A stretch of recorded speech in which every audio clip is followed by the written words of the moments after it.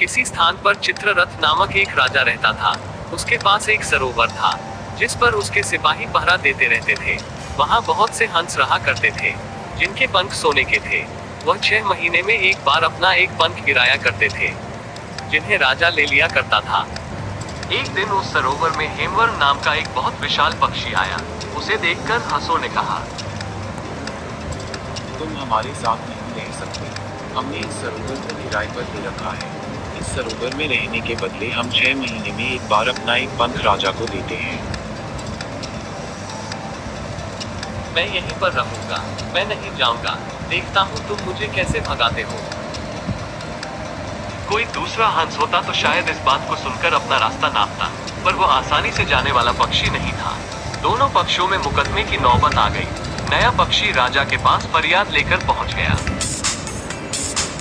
आपके सरोवर में रहने वाले हंस कहते हैं कि राजा हमारा क्या कर सकता है, हम यहाँ किसी और को बसने ही नहीं देंगे।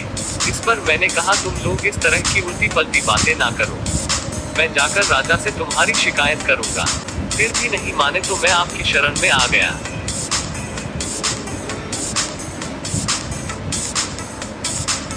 जाओ और सारे हंसों को मारकर जल्द से जल्द मेरे सामने हाजिर करो।